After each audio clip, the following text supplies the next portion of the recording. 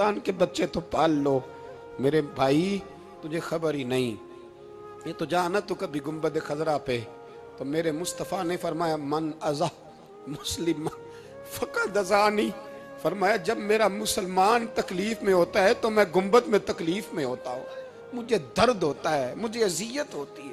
پوچھ جا کے محبوب پاک سے، میرے عزیز کسی کو غم ہی نہیں ان لوگوں کا، کسی کو پرواہ ہی نہیں، کچھ سوچتا ہی نہیں ان کے بارے میں۔ میں اپنے گھر میں مست ہوں، آپ اپنے گھر میں مست ہیں، میرے رسول اللہ کی امت لٹ گئی ساری، جگہ جگہ تباہی، ایک انچ دھرتی پر زمین ایسی نہیں جو کافر کی ہو اور خون بہتا ہو۔ ایک ریمن ڈیوس امریکی کتا یہاں بند تھا مسلمانوں کے قتل میں، انہیں اپنی قوم کی اتنی فکر تھی وہ راتوں رات چھڑا کے لے گئے، لیکن میری اور تیری بہن عافیہ صدیقیہ سالوں سے بند ہے۔ تڑپ کے پوچھا ہے مسلمانوں نے کہ اس کی غلطی تو بتاؤ، اس کا قصور نہیں پر وہ بند ہے، کوئی نہیں بات کرنے والا، کوئی نہیں۔ مسجد جانے جمعہ تو پڑھانا ہے، اس میں غرض نہیں درد ہے کہ نہیں کہ اس میں تو اتنا پتہ ہے کہ گھنٹے تقریر ہے کرنی ہے۔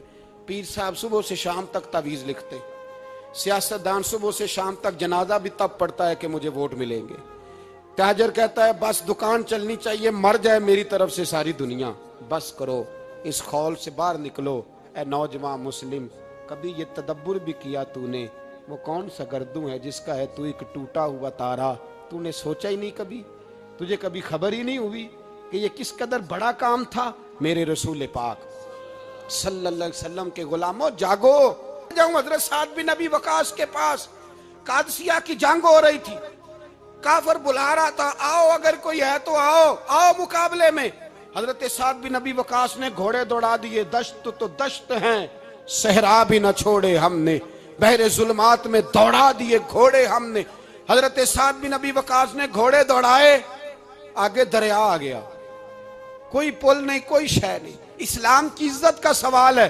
حضرت سعد بن ابی وقاص نے ہاتھ اٹھائے اور کہا اے اللہ، اگر تو موسیٰ کی نافرمان قوم کو رستہ دے سکتا ہے تو تو ہمارے دلوں کو جانتا ہے، ہم تو اپنے رسول کے فرما بردار غلام ہیں، آنا مہربانی کر کی اگر تو نے دل مسلم کی دل جوئی نہیں تو ہمیں تانا دیں گے بت کے مسلم کا خدا کوئی نہیں۔ کہا اے اللہ مہربانی فرما، اگر تو حضرت وَإِذْ فَرَقْنَا بِكُمُ الْبَحْرَ فَأَنْجَيْنَاكُمْ وَأَغْرَقْنَا آلَ فِرْعَوْنَ، اگر تو حضرت موسیٰ کی قوم کے لیے دریا پھاڑ سکتا ہے تو ہم تو نبی پاک کے غلام ہیں۔ صحابہ کہتے ہیں جناب سعد نے دعا مانگی تو دریا نے رستہ عطا فرما دیا۔ یار تو دعا بھی نہیں مانگتا؟ حضور نے فرمایا دعا صلاح المومن، دعا مومن کا ہتھیار ہے، تو نے یہ بھی چھوڑ دیا ہے۔ اب تو باتیں کر کے تبصرے کر کے ٹی وی دیکھ کے اپنی رائے قائم کر کے کمنٹس کر کے سو جاتا ہے، یہ بھی سوتا خشک ہو گیا، تو دعا تک نہیں مانگتا۔ فرماتے ہیں دعا مانگی تو دریا نے رستہ دیا، اور جب اس کنارے نکلے تو حضرت سعد کہنے لگے کسی کی کوئی شے تو نہیں رہ گئی دریا میں، کوئی چیز تو نہیں رہ گئی؟ ایک صحابی کہنے لگے پیالہ رہ گیا ہے، تو حضرت سعد فرمانے لگے او دریا ہمارا پیالہ واپس نہیں کر دیتا؟ تو کہتے ہیں کہ لہر آئی تو پیالہ بھی باہر پھینک گئی۔ او بھائی ہم اسی رسول کا کلمہ پڑھتے ہیں جن کا حضرت سعد بن ابی وقاص نے کلمہ پڑھا تھا، اور کسی جگہ میرے نبی پاک نے نہیں فرمایا اللہ صحابی کی سنے گا بعد میں آنے والوں کی نہیں سنے گا، کسی جگہ نہیں کہا۔ پر تو کشکولے دعا بھی نہیں اٹھاتا، مصیبت میں بھی اب یاد خدا ہم کو نہیں آتی، دعا منہ سے نہ نکلی جیبوں سے عرضیاں نکلی، تو یہ کام بھی نہیں کرتا۔ میرا دل کرتا تھا چلو اور کچھ نہ ہو مسجدوں میں اجتماعی دعا ہی ہو جائے، پر اس طرف بھی توجہ نہیں، وہاں بھی کہتے ہیں مولوی صاحب جلدی کرو گھر جانا ہے، اتنی لمبی دعا، اور کومنٹس کر رہے ہیں لوگ، کہتے ہیں آپ اپنے گھر کی سوچیں۔ میرے بھائی دعا، صلاح الدین ایوبی فلسطین کی جنگ لڑ رہے تھے، خبر آئی کہ عیسائیوں کا ایک بحری بیڑا بحری جہاز اسلحہ لے کے آ رہا ہے، نیزے ہیں تلواریں ہیں تیر ہیں۔ صلاح الدین ایک بزرگ تھے، ان سے ملے تو کہنے لگے بابا جی آپ بھی دعا کرو۔ میں بھی دعا کرتا ہوں، مسلمانوں کے پاس پہلے اسلحہ نہیں، عیسائیوں نے اور منگا لیا ہے، کہیں ایسا نہ ہو مسلمانوں کے خلاف اتنا اسلحہ استعمال ہو۔ یہ بات کہی بابا جی کو دعا کا کہا، خود مسجد اقصی میں ساری رات روتے رہے۔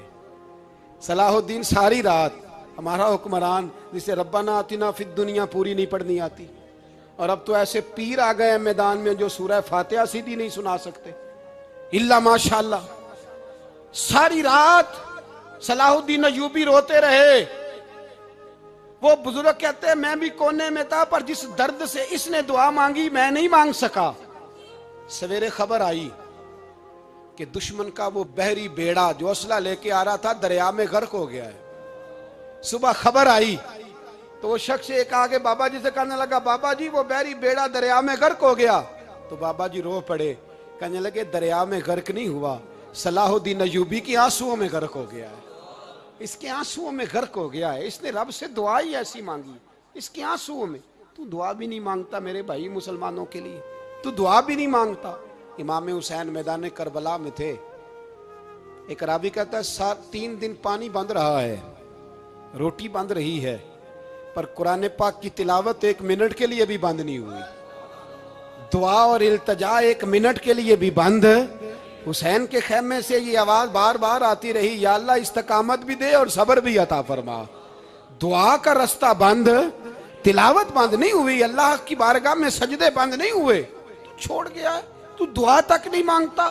دعا تو انقلاب برپا کر دیتی ہے، دعا تو حالات بدل دیتی ہے، دعا تو تبدیلی لے آتی ہے۔ کوئی بیٹھا ہوا مجھے دور دعا دیتا ہے، بس دعا دیتا، فقط دعا دیتا ہے۔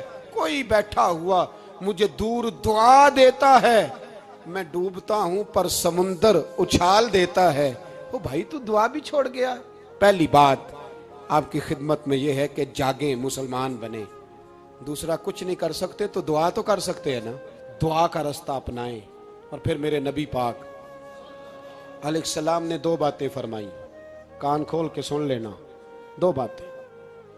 حضور نے فرمایا ایک وقت آئے گا کہ میری امت کے خلاف کافر ایک دوسرے کو آوازیں دیں گے، آؤ مسلمانوں کو ماریں، آؤ مسلمانوں۔ تو صحابہ نے کہا یا رسول اللہ کیوں، ہم تھوڑے ہو جائیں گے؟ فرمایا نہیں، تم بہت زیادہ ہوں گے۔ 56 اسلامی ملک ہیں دنیا میں، کتنے بول کے بتانا ہے؟ اتنا سا برما ہے، کسی غیر مسلم کا کتا مر جائے تو یہ چیخ پڑتے ہیں، اور یہاں کہتی ہے اقوام متحدہ کہ جی وہ ہمیں داخل نہیں ہونے دے رہے۔ تو بند کرو پھر سلامتی کونسل، تحلیل کر دو، اقوام متحدہ ختم کرو۔ اگر تمہاری کو سنتا نہیں تو بنائی کیا ہے؟ صرف مسلمانوں کو پریشرائز کرنے کے لیے۔ اور ہمارے مسلمان بھیک مانگتے پھرتے ہیں، کہتا ہے کہا ہے ہم نے اقوام متحدہ سے۔ اب تم اپنے لیے کافر سے بھیک مانگو گے، کافر سے بھیک مانگو گے؟ میرے عزیز نبی پاک علیہ السلام نے فرمایا کافر ایک دوسرے کو بلائیں گے مسلمانوں کو مارے۔ یا رسول اللہ ہم تھوڑے ہوں گے؟ فرمایا بہت زیادہ ہوں گے۔ تو حضور کیا ہوگا؟ فرمایا تمہیں وہن ہو جائے گا۔ یا رسول اللہ وہ کیا ہے؟ فرمایا دنیا سے پیار ہو جائے گا، مرنے کو دل نہیں کرے گا، دنیا سے اور مرنے کو۔ اس وقت سمجھ لینا کافر تم پہ حاوی ہے۔ میں اپنا اندازہ کروں، آپ اپنا کریں، مجھے دولت سے کتنا پیار ہے اور آپ کو کتنا پیار ہے۔ جاگ کے سنیں یہ لفظ رسول پاک کے صلی اللہ علیہ وسلم۔ حضور نے فرمایا جب تجھے دنیا سے پیار ہو جائے، دولت سے پیار ہو جائے، اقتدار سے پیار ہو جائے، اور جب تجھے موت بری لگنے لگے، تیرا مرنے کو دل نہ کرے، پھر کافر تیرے اوپر چڑھ آئے گا۔ آج دولت ہی تو رہ گئی ہے، باقی بچا کیا ہے؟ میں اکثر کہتا ہوں شادیاں نہیں ہوتی، تجارتیں ہوتی ہیں۔ لڑکی والے کہتے ہیں کہ لڑکا زیور کتنا ڈالے گا، لڑکے والے کہتے ہیں لڑکی جہیز کتنا لائے گی۔ تجارت، ہر جگہ دولت، ہر جگہ پیسہ، ہر جگہ سرمایہ۔ جہاں جس معاشرے میں تلاوت بکے، نعت بکے،